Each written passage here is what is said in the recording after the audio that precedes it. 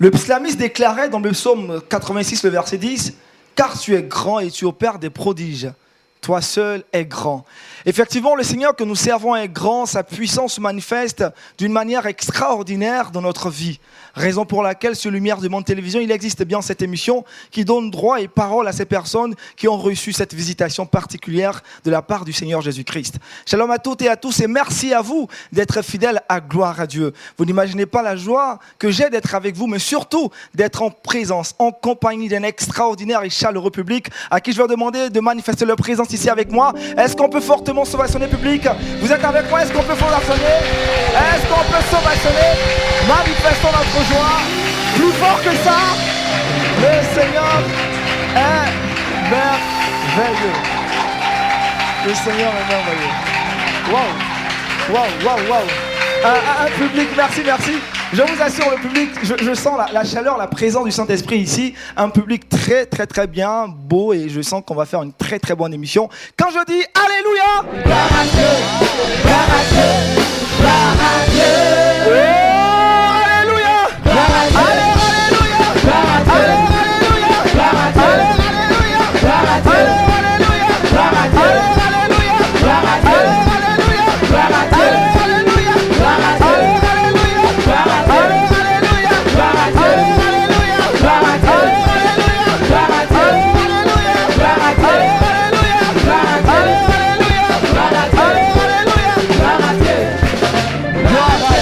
Est-ce qu'on peut pousser des cris de joie à l'honneur du Seigneur Jésus-Christ? Des cris de joie. Gloire au Seigneur Jésus-Christ. Merci public d'être avec moi. Merci aussi à vous qui nous suivez à travers vos différents postes récepteurs. Cette émission vaut par la qualité des témoignages, mais aussi par la présence d'un pasteur consultant. Aujourd'hui, nous avons la joie, la grande joie de recevoir un pasteur qui nous vient de l'Amérique du Nord. Il est le pasteur principal de l'église Gospel Vie qui est située au Canada, à Montréal. Je voudrais, cher public, qu'on puisse donner un chaleureux ovation à notre invité du jour. Est-ce qu'on peut l'ovationner par des ovations? Le pasteur Kiven Samede qui va s'installer là. Merci pasteur, installez-vous là. Installez-vous. Le pasteur Kiven Samede qui nous vient du Canada. Pasteur, il fait froid, mais ici il fait chaud. Hein. Il fait plus chaud ici, c'est certain. Mais il fait quand même bon en ce moment. Gloire à Jésus-Christ, parce qu'ici il y a la chaleur du Saint-Esprit en plus. Amen. Voilà. Alors vous savez très bien que notre émission aussi vaut par la qualité de l'orchestre qui nous accompagne. On va démarrer avec un cantique à la gloire du Seigneur Jésus-Christ. Sentez-vous libre, cher public, de bénir le Seigneur à travers ce beau cantique.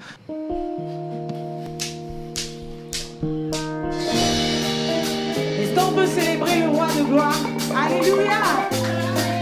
Je suis dans la joie car Jésus m'a sauvé. Il m'a racheté. Amen.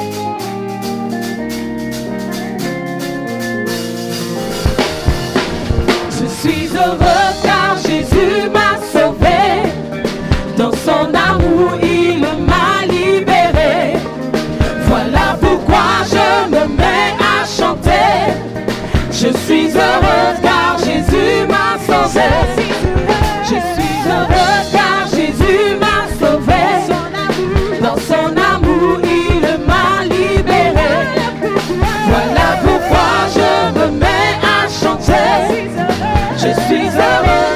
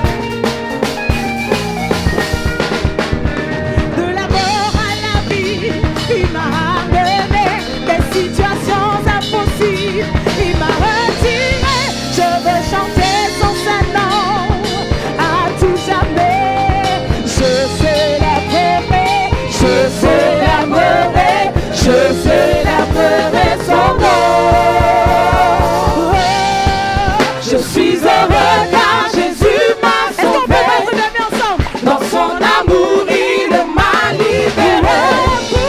Voilà pourquoi je me mets à chanter. Je suis heureux car Jésus m'a sauvé. Je suis heureux car Jésus m'a sauvé. Dans son amour, il m'a libéré. Voilà pourquoi je me mets à chanter. Je suis heureux car Jésus m'a sauvé. Je suis heureux car Jésus m'a sauvé. Je suis heureux car Jésus m'a sauvé. Je suis heureux car Jésus m'a sauvé. Je suis heureux car Jésus m'a sauvé. Je suis heureux car Jésus m'a sauvé. Je suis heureux car Jésus m'a sauvé. Je suis heureux car Jésus m'a sauvé. Je suis heureux car Jésus m'a sauvé. Poussons des cris de joie, acclamons le Seigneur de Jésus-Christ. Poussons des cris de joie. Poussons des cris de joie. Nous sommes heureux car Jésus nous a sauvés. Merci à l'orchestre mais aussi au public pour cette grâce de pouvoir bénir le Seigneur Jésus-Christ. Alléluia! Gloire à Dieu. Waouh! Je suis sûr que le public est avec moi. Alléluia! Gloire à Dieu. Gloire à Dieu. Gloire à Dieu. Nous allons maintenant recevoir notre témoin, le pasteur qui ce matin, je dirais notre invité, qui a un témoignage à nous raconter. Le Seigneur l'a visité, le Seigneur a opéré un miracle dans sa vie. Je le disais dans mes propos préliminaires que le Seigneur que nous adorons est le Dieu qui opère des miracles et des prodiges. C'est un prophète, ça fait maintenant 20 années qu'il sert le Seigneur. Il est originaire du Ghana, il est ghanéen, précisément il vit à Accra. Il est marié depuis 37 années, il a 3 enfants. Nous allons recevoir maintenant sur le plateau de Gloire à Dieu le prophète Kwesi Abaka. Cher public, est-ce qu'on peut le recevoir par des ovations? Le prophète Kwesi Abaka qui va nous rejoindre. Plus fort que ça, public! Plus fort que ça! Il va nous rejoindre, il va s'installer. Le prophète Kwesi Abaka, il va s'installer. Il va s'installer. On va encore manifester notre joie d'être dans cette émission. Alléluia! Gloire à Dieu. Gloire à Dieu. Oh, alléluia! Gloire à Dieu. Oh, alléluia! Gloire à Dieu. Alléluia! Gloire à Dieu. Alléluia! Gloire à Dieu. Alléluia! Gloire à Dieu. Alléluia! Gloire à Dieu. Alléluia! Gloire à Dieu. Gloire à Dieu. Alléluia! Gloire à Dieu. Gloire à Dieu! Merci public, on va s'asseoir avec moi. Pasteur Kivens, il est important pour le chrétien de rendre gloire à Dieu. Ça fait partie de nos habitudes, de notre culture, ça fait partie de la coutume même du chrétien. De non seulement remercier Dieu, mais de partager aussi ce que Dieu a fait dans nos vies. Exactement, et je crois des témoignages qui nous édifient se trouvent nettement dans cette émission. Prophète Kwesi Abaka, shalom, vous allez bien? Oui, je veux bien. Le Seigneur Jésus-Christ vous a fait grâce Oui. et vous êtes sur notre plateau pour rendre gloire à Jésus-Christ à travers vos témoignages. On vous écoute. Je profite de cette occasion pour remercier Dieu. Oui, mon témoignage, c'est que j'ai abandonné Dieu pendant 25 ans parce que je ne comprenais pas ce qui se passait dans le monde. Je ne voyais pas réellement, je ne vois pas le christianisme. Donc, lorsque moi je ne comprends pas quelque chose, je laisse. Est-ce que vous étiez chrétien avant d'abandonner Dieu, comme vous dites? Oui, j'étais chrétien sans la compréhension parce que ma famille, mes parents étaient chrétiens. Donc, il était obligé de partir à l'église, même tu veux ou tu ne veux pas. Donc, je partais à l'église. Voilà. Alors pourquoi avez-vous abandonné Dieu pendant 25 ans? Oui, premier lieu, je suis parti dans un camp de prière et puis j'étais menacé à tort. Ce qui veut dire que je n'avais rien fait, on m'accusait et après, on a vu que ce qu'on a dit n'était pas vrai.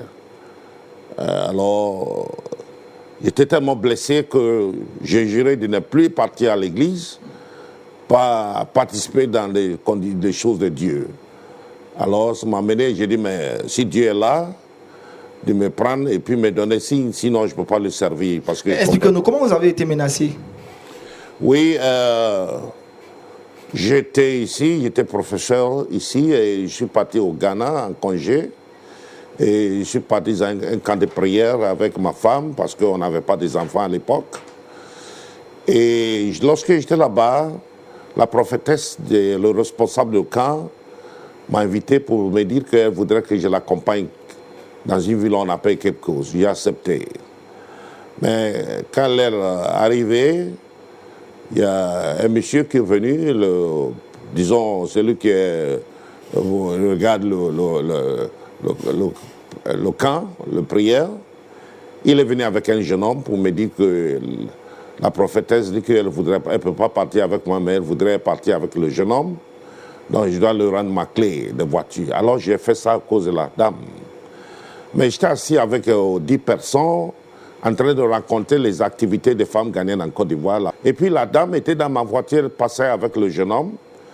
Mais elle m'a regardé d'un air là, ma femme m'a dit, mais la maman te regarde, elle dit, mais nous sommes 10, nous sommes beaucoup ici, et je ne suis pas seul. Donc comment tu assures que c'est moi? Bon, j'ai pris ça au sérieux. Ils ont passé, disons, vers 10 h du matin, et ils m'ont retourné ma voiture à 22 h de la nuit.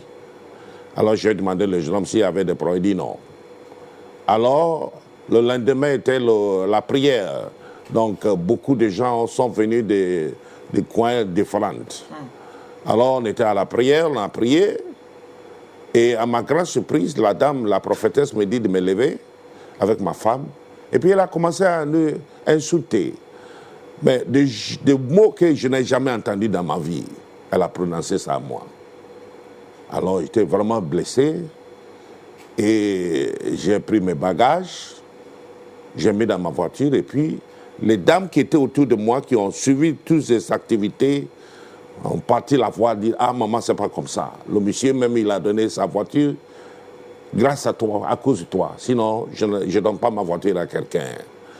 Alors, donc, ils ont expliqué. Elle a vu que vraiment, elle a envoyé son mari pour venir m'appeler. J'ai dit non, je ne vais pas retourner à la maison là-bas. Parce que l'eau, quand l'eau verse, on ne peut pas ramasser. Alors, j'ai pris ma décision, j'ai dit à ma femme, écoute, on retourne, moi, je vais plus partir dans l'église. Parce que cette dame-là, j'étais quelque part pour ne pas me menacer. Elle a profité de la chair pour me dire de n'importe quoi, il pourrait le répondre. Mais à cause de Dieu, j'ai gardé mon cas en silence. Et puis, donc de là, j'ai dit non, je ne vais plus partir à l'église. Ces événements s'est passé en 1980. Quelle a été la réaction de votre femme justement après cette décision? Oui, ma femme, elle, parce qu'elle est dans le besoin, elle partait partout, elle continue parce qu'elle avait le désir d'avoir un enfant avec moi. Donc elle partait, mais moi je lui ai dit, je peux t'accompagner là-bas, mais je ne veux pas rentrer dans une église ou bien camp de prière. C'est tout. D'accord. Alors, pasteur Kivens, il y a beaucoup de chrétiens, je dis de soi-disant chrétiens, qui rétrogradent suite à des frustrations. Oui. Malheureusement, ça arrive. Et sans vouloir le prophétiser, ça va encore arriver. Pourquoi? Parce que l'église, c'est pas un bâtiment. L'église, ce sont des gens. Et qui dit un rassemblement de gens dit relations humaines qui sont parfois compliquées, difficiles, qui sont parfois dures sur les personnes. Certains sont plus fragiles, plus vulnérables que d'autres. Et donc malheureusement, oui, dans les églises, ça arrive non seulement en Afrique, en Amérique du Nord, c'est pareil, en Asie, c'est pareil. Là où il y a des humains, il y aura des gens blessés. Et c'est ce qui est arrivé à Kossi Abaka. Et donc vous prenez la décision de ne plus mettre pied à l'église et par la suite, vous avez une haine pour les serviteurs de Dieu. Je n'aime pas les serviteurs de Dieu. Pourquoi vous n'aimez pas les serviteurs de Dieu? Je pense que beaucoup profitent de la chair pour te dire n'importe quoi. Oui. Et très souvent, c'est qu'on ne peut pas te dire à cause de la chair, ils arrivent à dire ça. Ils profitent de te menacer. Alors, moi, je n'aime pas ça, donc j'ai détesté. Je n'ai plus pas. Pendant ces 25 années, quel regard aviez-vous des chrétiens et surtout de la religion et de Dieu? Enfin, je sais que Dieu existe, mais où il est, je ne connais pas. En tout cas, je n'aime pas les serviteurs de Dieu. Ouais. Et pourquoi vous n'aimez pas les serviteurs de Dieu? Oui, comme je viens de dire, là, beaucoup sont pas choisis par Dieu. Ils sont choisis d'eux-mêmes. Ils profitent de leur vente pour faire le ministère. sans la compréhension. Alors c'est pourquoi moi je les aime pas au début là. Alors, pasteur, en plus de ne plus aller à l'église, c'est une décision très difficile qu'il prend, mais qu'il assume pendant 25 années. Il développe ensuite dans son cœur une haine contre les serviteurs de Dieu. Et c'est la réaction de beaucoup des personnes qui étaient à l'église auparavant. Ouais. Et ça, c'est pas rare. Et dans son cas, c'est normal aussi parce que c'est une servante de Dieu qui l'a offensé. Et non seulement elle l'a offensé, mais elle ne l'a pas fait en privé, elle l'a fait publiquement. Et donc, l'expérience est d'autant plus traumatisante, ce qui fait que par la suite, on se fait une idée de la personne qui nous a offensés, pas seulement de cette personne-là, mais de ce qu'elle représente aussi. Alors, pendant ces 25 années, on revient toujours sur votre témoignage, vous n'étiez pas certes chrétien, vous croyez à l'existence de Dieu, mais vous demandiez à Dieu de vous montrer des signes si effectivement il existait. Oui, j'ai demandé Dieu à ça parce que je n'avais plus être avec un homme que je ne comprends pas ce qu'il fait. Alors j'ai demandé au Seigneur s'il est là, de me donner signe. Et le signe, c'est que j'étais aveugle. Il m'a fait devenir aveugle. On va plus comprendre ce témoignage dans les minutes qui vont suivre. On va demander à l'orchestre de pouvoir nous introduire un autre cantique par lequel nous allons célébrer le Seigneur. Le nom de Jésus est puissant pour nous délivrer, pour nous guérir, pour restaurer nos âmes. La seule chose que nous devons faire, c'est de crier à lui. Lorsque nous sommes dans les situations, criez le nom de Jésus, le nom au-dessus de tout nom.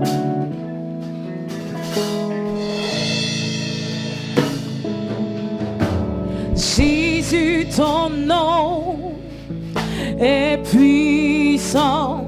Oh, Jésus, ton nom est lumière. Jésus, ton nom guérit les maladies. Jésus, ton nom est vie. Jésus, ton nom guérit les maladies. Jésus, ton nom est vie. Jésus, ton nom est puissant. Oh, Jésus, ton nom est lumière. Jésus, ton nom guérit les maladies. Jésus, ton nom est vie. Jésus, ton nom guérit les maladies. Jésus, ton nom est vie.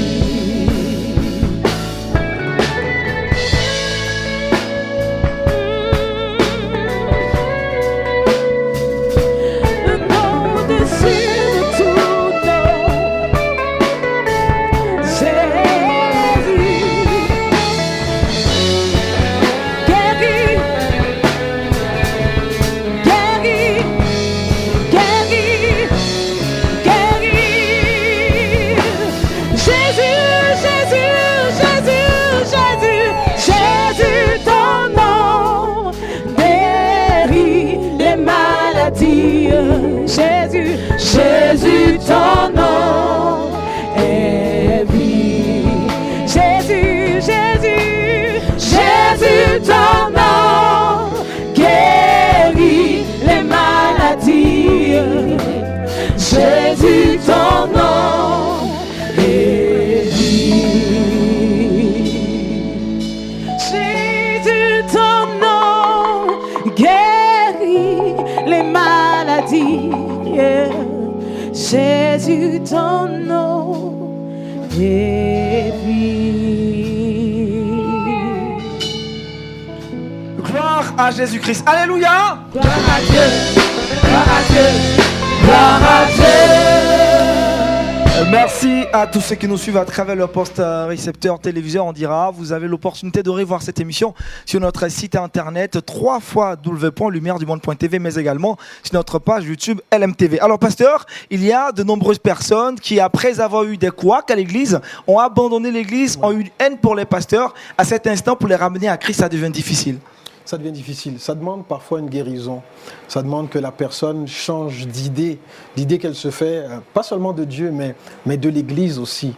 Et à cet effet, l'Église a beaucoup de travail à faire pour changer son image aussi et puis pour rattraper ce qu'elle a échappé.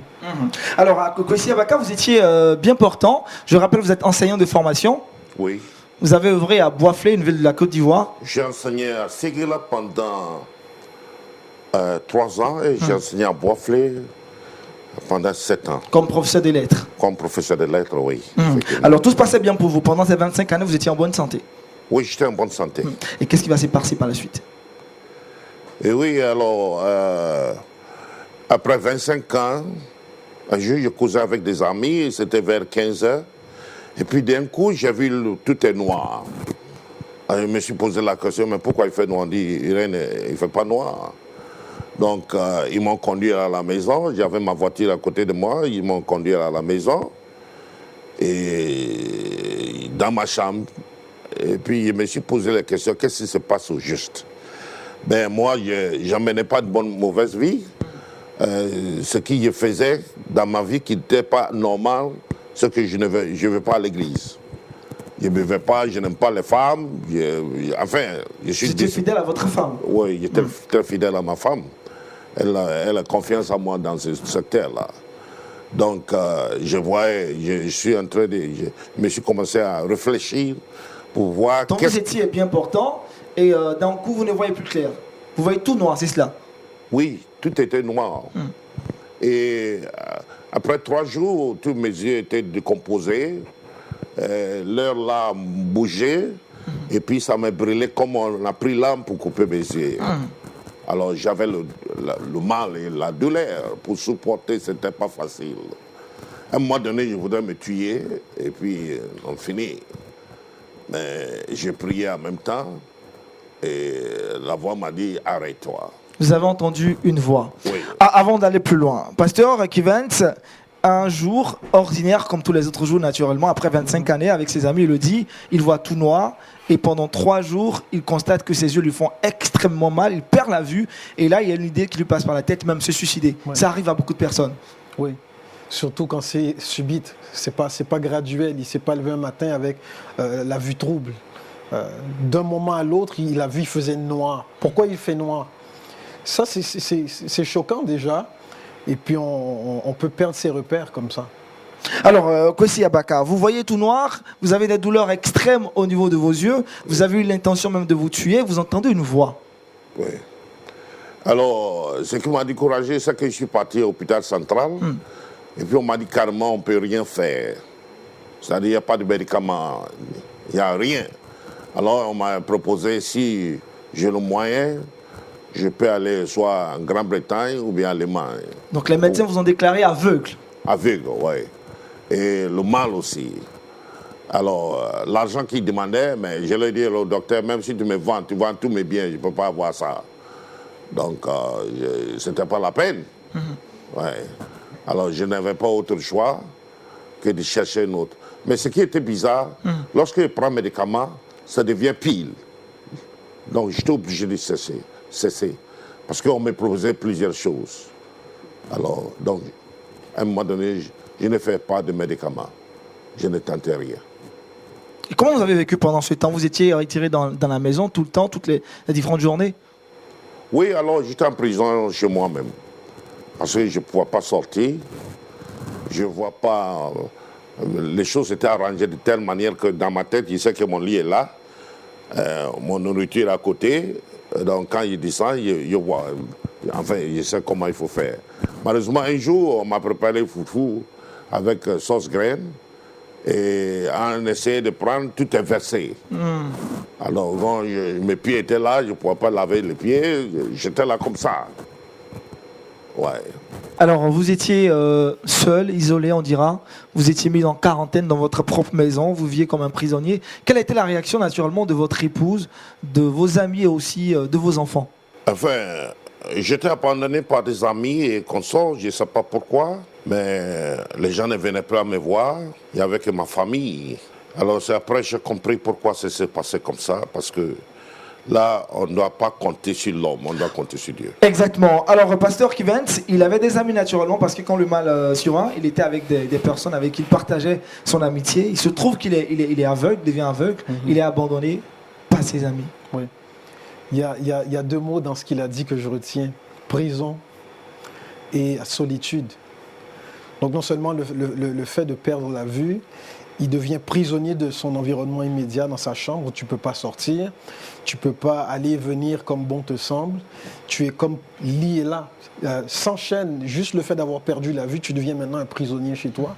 Et ensuite il y a la solitude, les amis qui partent, les gens sur qui on comptait, les gens qu'on aurait peut-être juré avant qui seraient là pour nous en cas de difficulté. Eh bien, ces gens-là, quand l'adversité frappe, ils ne sont plus là.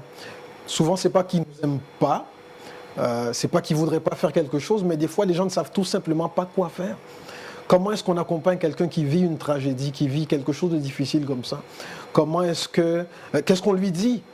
Est-ce qu'on lui dit ta vue va revenir? Est-ce qu'on lui dit ça va aller? Est-ce qu'on lui dit tu n'as pas besoin de tes yeux?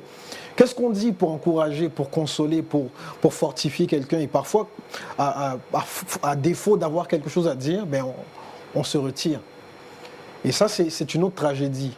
Donc la solitude, en plus d'être prisonnier. Et c'est ce qu'il a vécu. Alors, je reviens à la réaction de votre épouse qui, elle, jusque-là, pendant ces 25 années, vous étiez hors de Christ, elle était chrétienne. Elle est restée chrétienne. Enfin, elle partait à l'église, mais sa foi n'était pas stable. Pasteur, partir à l'église, avoir une foi stable, deux choses totalement différentes. Ouais. Nos églises sont pleines de personnes qui sont en devenir, qui sont en cheminement, et donc tout le monde n'est pas rendu au même endroit. Il y a des chrétiens qui sont matures, il y a des chrétiens qui sont immatures, il y a des chrétiens qui, selon la nourriture spirituelle dont ils se nourrissent, ils vont grandir plus vite que d'autres. Et quand on n'a pas une foi ferme, là, ça devient encore plus difficile parce que souvent, lorsqu'on manque de foi, si on peut compter sur quelqu'un qui a au moins une foi solide, qui est capable de supporter avec nous cette situation, c'est plus facile. Mais quand on vit quelque chose de difficile et qu'en plus, les personnes qui sont le plus près de nous, eux aussi ont une foi qui est faible, alors qu'est-ce qu'on peut attendre? Sur qui on peut compter? Et c'est quoi la suite? Où est-ce qu'on se tourne? Très compliqué. Et donc, vous étiez avec une femme, votre épouse avait une foi très faible. Quelles étaient naturellement les paroles qui sortaient d'elle vis-à-vis de votre situation? Enfin, ma mère vivait, mon père l'avait décidé, mais maman était beaucoup inquiète parce que d'abord, je suis l'aîné de la famille et elle comptait beaucoup sur moi et ça lui dérangeait. Au cours de ça, elle est décédée. À force de trop penser à moi, elle est décédée. Oh, c'est triste. Ouais. Et pendant ce temps, est-ce qu'il vous est venu à l'esprit de prendre la décision de retourner à l'église? En toute sincérité, non. Parce que quand moi je prends une décision, il est difficile de reculer. Alors, sincèrement, si je n'étais pas aveugle, je n'allais pas servir Dieu. Je n'allais pas partir à l'église. Pasteur, ce sont des paroles très fortes, mais bien avant que je ne revienne, c'est ce qu'il vient de dire à l'instant, sa mère, tellement inquiète pour lui, a finalement perdu la vie. C'est triste. C'est vraiment triste et ça vient ajouter à la peine. Il a dit qu'il était l'aîné de la famille et donc tout le monde compte sur lui. La personne sur qui tout le monde compte, cette personne-là maintenant est dans une situation comme dans un impasse. Et celle qui aurait pu peut-être faire quelque chose, du moins pour le consoler, en qualité de mère, elle maintenant, si peinée, si affectée par sa situation, elle part. Donc j'imagine que pour lui, c'est devenu encore plus sombre, sa situation. En plus de devenir aveugle, en plus d'être dans une prison, en plus de la solitude, tu perds ta maman et ta maman est partie à cause de la douleur de ce que toi tu vis. Et donc je peux seulement imaginer ce que ça a dû lui faire. Et jusque-là, aucunement, l'idée ne lui passe par la tête de revenir à l'église. Non, ce n'est pas toujours un réflexe. Il y a des gens pour qui c'est un réflexe, on se tourne vers Dieu, on va voir, mais à cause de cette expérience avec cette dame-là qui l'a humilié, le réflexe, c'est pas de se tourner vers Dieu, il va falloir que Dieu passe par un autre chemin pour atteindre son cœur. On va poursuivre le témoignage du prophète Kwesi Abaka dans les minutes qui vont suivre. Pour l'instant, on va solliciter encore l'orchestre qui va nous entonner un autre cantique.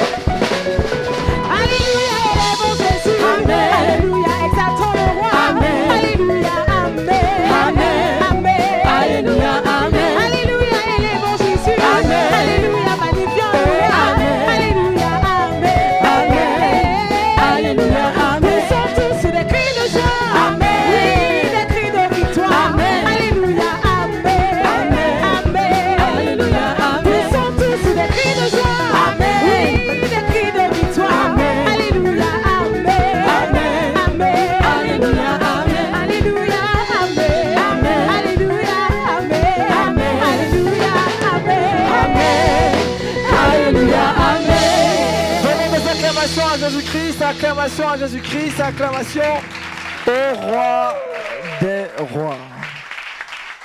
Alléluia.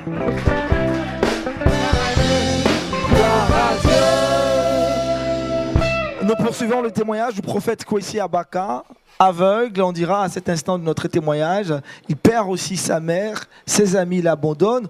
D'où commence ou à partir de quand commence votre guérison où le Seigneur vous visite? Enfin, j'avais l'habitude de prier, je passais tout mon temps en train de prier. Alors, la nuit... Vous priez qui à cet instant-là, puisque vous n'étiez pas chrétien? Oui, mais j'étais obligé de parler à Dieu, que j'ai entendu parler de lui.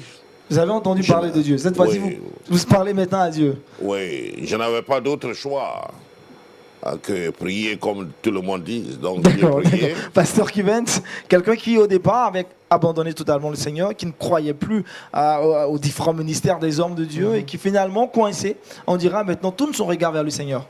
Oui, heureusement. J'aime le fait que son témoignage commence et puis il nous amène dans une descente. Ça va de mal en pire et puis on creuse le fond, il perd la vue, il perd sa maman. Et là, tout d'un coup, il y a comme une remontée là. Je recommence à parler à Dieu. Avec quelle disposition de cœur, je l'ignore. Avec quel mot, quel vocabulaire. Qu'est-ce qui a inspiré ces prières? Qu'est-ce qu'il y avait dans ces prières? Est-ce que c'était des prières de lamentation? Est-ce que c'était des cris à Dieu? Est-ce que c'était une prière un peu pour faire la paix avec Dieu? J'en sais rien. Prophète, vous allez nous dire, quel était le contenu de vos différentes prières et comment est-ce que vous orientez vos prières? Lamentation, Tout d'abord, j'ai demandé pardon au Seigneur, repentance. de repentance. Et je lui ai dit que, comme il a déclaré dans sa parole à Osée 4, 6, que par manque de connaissance, les peuples périssent. C'est ce qui m'a frappé. Alors, donc j'ai prié et j'ai demandé à Dieu de me guérir. Et puis la nuit, je vois des docteurs blancs qui viennent, qui travaillent sur mes yeux. C'est comme un songe. Dans un songe, est-ce là? Oui, je vois ça très souvent la nuit. Alors, la journée, j'ai le mal. Le mal commence à venir. Alors, quand je mets l'eau sur ma tête, ça se calme. Alors là, j'ai eu l'espoir que ça peut aller. Je peux être guéri. Pasteur Kevin, vous étiez en train de vous poser des questions sur le contenu de ces prières, vous l'a donné. Prière de repentance, mais aussi de guérison. Oui. Il demande pardon à Dieu. Ça, c'est merveilleux parce que souvent, on ne commence pas toujours par là. On commence par demander la guérison. Parce que c'est ce qui presse, c'est ce qu'on a sur le cœur. Mais lui, il commence à demander pardon. Je pense que c'est le bon chemin. Il y a quelque chose que Dieu avait déjà commencé à faire. Dieu avait déjà commencé à lui parler pour qu'il commence comme ça. Alors, dans son songe, il disait, quand il priait, il voyait la nuit dans un songe des hommes vêtus donc des blouses blanches, on dira, des médecins qui venaient travailler sur ses yeux. Et dans la journée, il avait de fortes douleurs, mais lorsqu'il mettait de l'eau sur sa tête, ces douleurs disparaissaient. Oui, Dieu a exaucé. Et Dieu a même exaucé rapidement, parce qu'il y a des gens qui vont prier longtemps avant qu'il se passe quelque ça faisait chose. combien de temps déjà que vous étiez dans cet état de cécité avant que vous n'adressiez votre parole à vos différentes prières à Dieu? Quand on m'a assuré qu'il n'y a pas de remède pour ça, et que je voyais que mes yeux étaient en train de ratatiner, alors je n'avais pas de choix. C'est là que j'ai commencé. Là, ça fait déjà presque 7 mois. 7 mois. Oui, j'ai commencé cette prière-là. Alors poursuivez, vous voyez donc des hommes en blanc qui, dans vos différents songes, travaillent sur vos yeux. Oui. La suite. Oui. Alors là, j'ai eu la confiance que Dieu va me guérir. Donc vous avez eu encore un nouveau Je espoir. n'avais pas de rancune contre Dieu, mais j'avais le rancune contre les serviteurs de Dieu. Pas le Dieu lui-même. Mais ceux qui me conduisent avec Dieu, c'est eux que j'avais des problèmes avec. Et pourquoi? Oui, mais il prend l'autorité pour te faire de n'importe quoi parce qu'il est devant la chair. C'est ce que moi je n'aime pas. Mais il savait que s'il n'y a pas Dieu, on ne peut pas faire nuit, on ne peut pas faire jour. C'est lui qui fait ça. En réalité, je n'étais pas contre Dieu.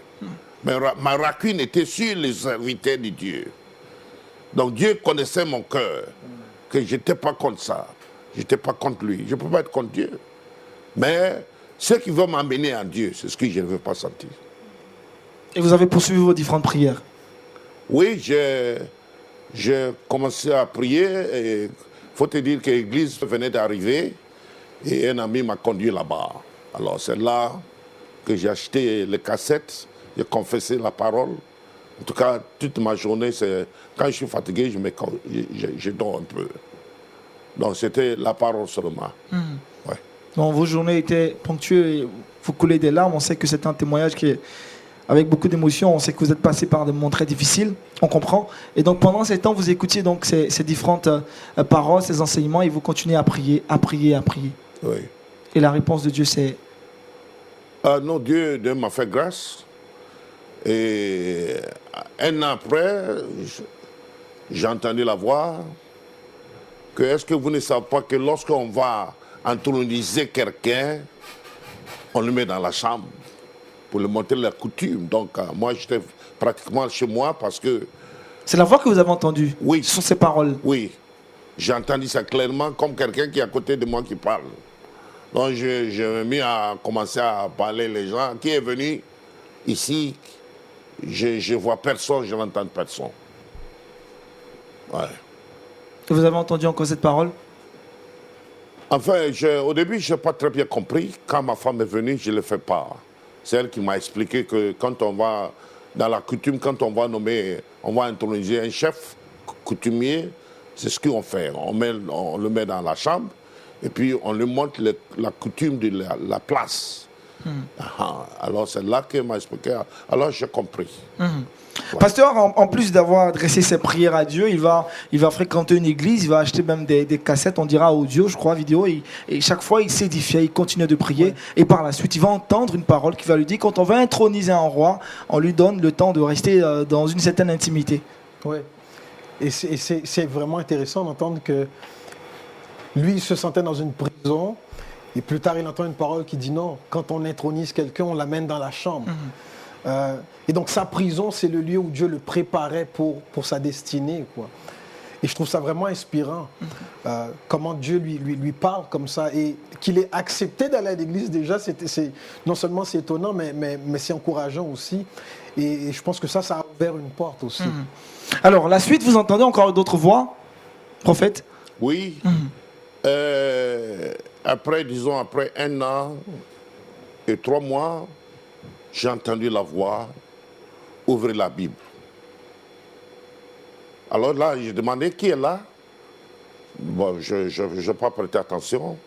À deuxième reprise, j'ai entendu la voix, dans l'intervalle de 30 minutes. Et puis après, dernière fois, prenez la Bible. Alors, ouvrez la Bible. Prenez la Bible, ouvrez la Bible. C'est la voix qui se fait entendre dans votre chambre. Oui. Et elle s'est voulue très insistante. Oui. Alors, j'ai pris la Bible, j'ai ouvert, je vois. Mais quand je ferme, je ne vois pas. Alléluia!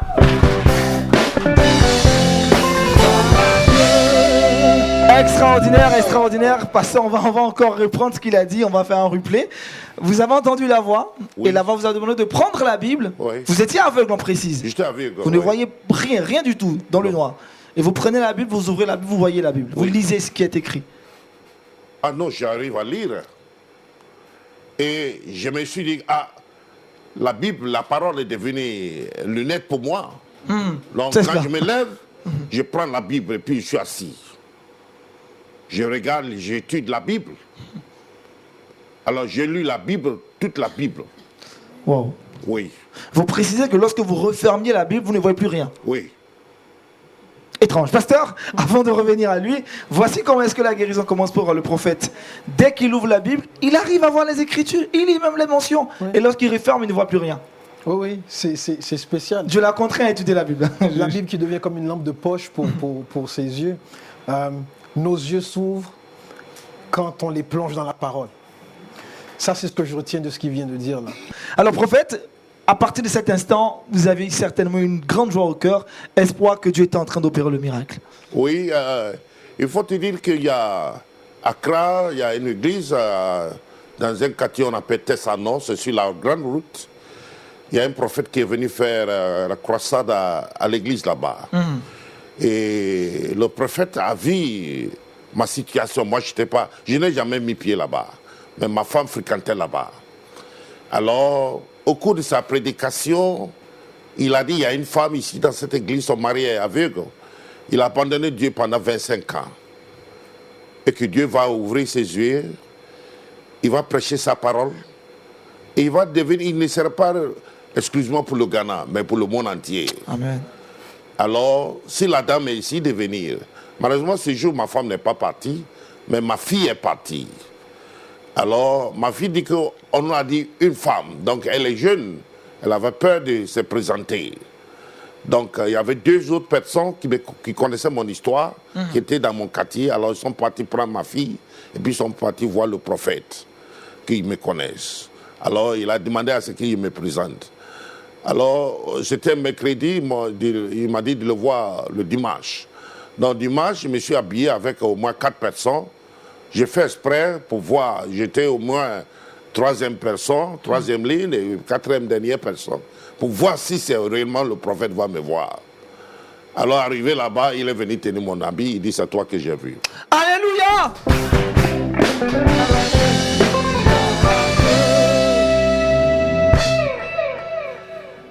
Et là, il m'a dit encore que Dieu t'a commandé de faire son œuvre. J'ai dit, mais moi, je n'ai pas Bible. La Bible que j'avais n'était même pas pour moi. J'ai dit, je n'ai pas Bible. Il dit, tu auras Bible. J'ai dit, il ne sait pas prêcher. Il dit, tu seras prêché. Il dit, mais au fait, prophète, qui va me payer? Il dit, Dieu va te payer. Il dit, mais comment? À la fin le mois, je vais aux finances pour toucher mon argent. Il me regardait et puis il riait. Il dit, Dieu va te payer. Mais Dieu me paye plus que je travaille. Gloire à Sa Jésus-Christ. faveur abandonne. Quelqu'un peut venir chez moi et dire, Daddy, Dieu m'a dit de te donner cette enveloppe. Et vous avez Dieu- été béni. À partir de là, vous avez compris que vous étiez appelé à servir le Seigneur. Oui. Et la guérison va se poursuivre. Oui. Et les guérisons commencent à continuer. J'ai commencé, j'étais avec en 1998. Alors, en 2000, que j'ai reçu tout ça là. Alors, j'ai commencé à voir un peu qu'il y a lumière ici. Ainsi de suite. Donc, j'avais la confiance. C'est ce moment-là que le prophète m'a dit tout ça là. Donc, j'avais l'espoir. Et par la suite, vous avez commencé à étudier encore davantage la Bible. Oui, alors là, la Bible, je mangeais la parole. C'est devenu, en tout cas, mal. Parce que c'est avec la Bible que vous Oui. voyez.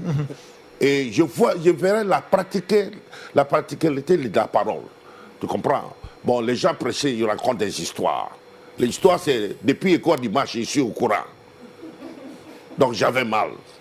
Je voudrais entendre comment utiliser la parole. Quel bénéfice je peux attirer dans la parole. Heureusement, c'est le ministère que Dieu m'a donné.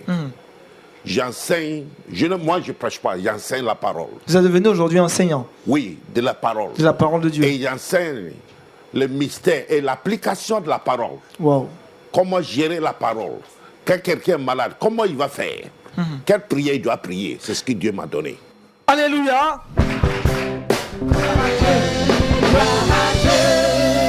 Pasteur Kivens, Une minute. allez-y rapidement. La grâce que Dieu m'a fait, c'est que moi, je ne prépare pas la prédication.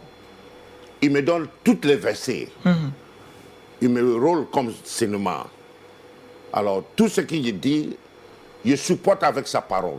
Donc, à Accra, on m'appelle The Walking Bible. The Walking Bible. C'est comme ça qu'on m'appelle. La Bible marchande. Alors, Pasteur Kivens, un témoignage édifiant. On court vers la fin du témoignage déjà. Il reçoit la guérison lorsque le Seigneur lui demande naturellement de prendre la Bible. Et là, par cela, il arrive à voir des mots. Il commence à bosser la parole de Dieu. Et par la suite, un prophète qui va certainement le voir, l'appeler. Il arrive, le prophète l'identifie clairement. Et par la suite, le prophète lui dit clairement qu'il est appelé à servir le Seigneur. Oui. Et j'aime comment Dieu fonctionne. Il n'était pas là. Son épouse n'était pas là, il n'y avait que sa fille qui était là. Et même s'il n'était pas là, Dieu avait une parole pour lui, là où il n'était pas. Ce que ça me dit aussi, c'est que peu importe où on se trouve, Dieu ici a envoyé une parole qui va nous parvenir quand on en a besoin. Alors, prophète, aujourd'hui vous êtes serviteur de Dieu, ça fait 20 années, Dieu vous a restauré petit à petit, vous voyez. Oui. Vous arrivez donc à marcher, à faire plusieurs choses. Oui, oui, Et grâce au Seigneur Jésus-Christ, votre ministère aussi prospère. oui, Et vous êtes aujourd'hui, comme on l'a dit, la Bible marchande. oui. Qu'est-ce que vous retenez déjà ces 20 années de ministère?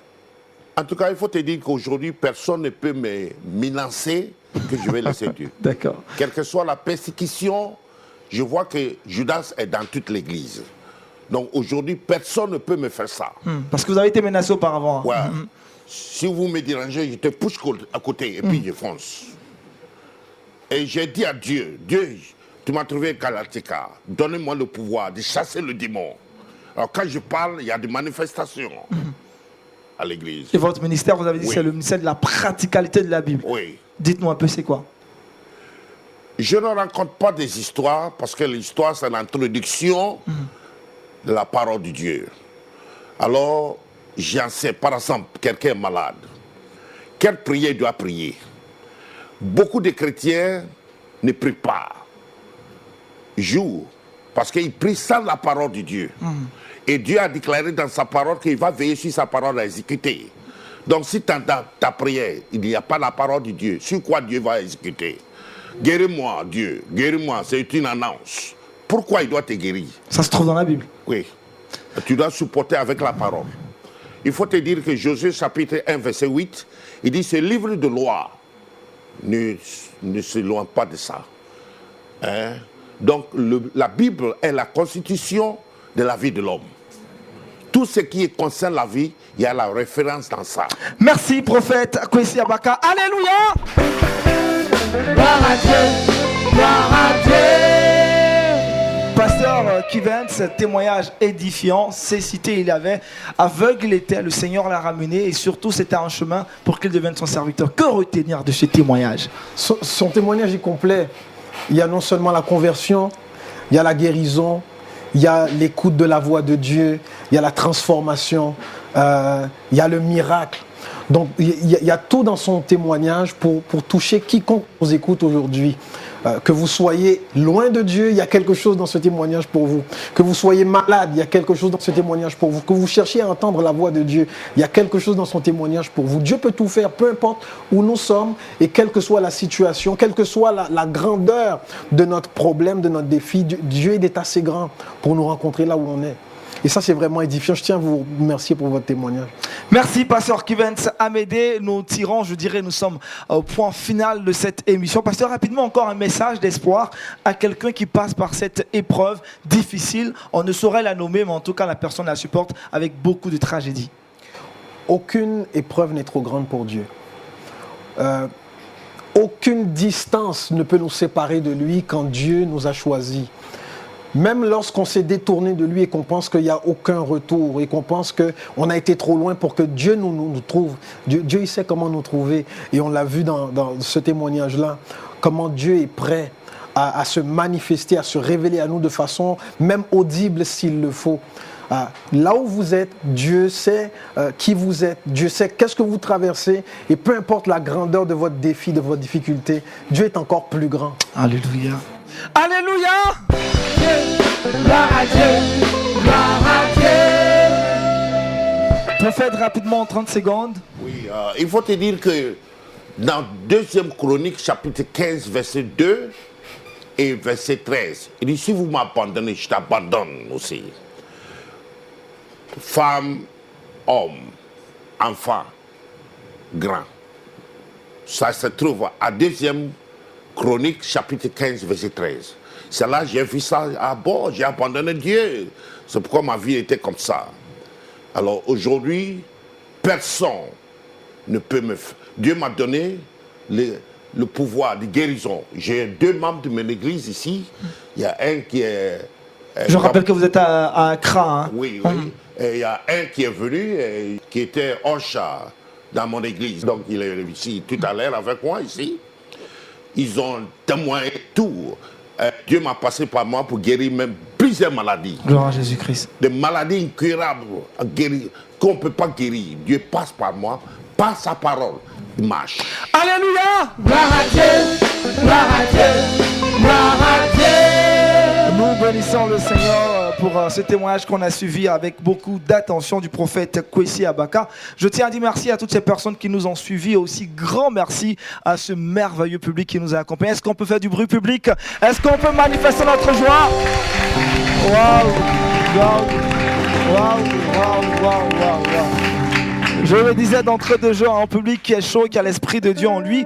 Je dis merci également à toutes ces personnes qui ont contribué à la réalisation de cette émission. Vous connaissez l'émission, c'est Gloire à Dieu, tous les jeudis en 15. On vous donne rendez-vous sur Lumière du Monde Télévision. Vous avez aussi l'opportunité de revoir cette émission sur notre page YouTube, LMTV, mais aussi sur notre site internet, www.lumieredumonde.tv. Et puis continuez de vous abonner nombreux sur nos différentes pages de réseaux sociaux, Facebook, Instagram et Twitter. On va terminer en musique et en beauté avec l'orchestre Alléluia. Avec un cantique, on va tous se tenir humblement debout. On va célébrer le Seigneur. Merci à vous de nous avoir suivis.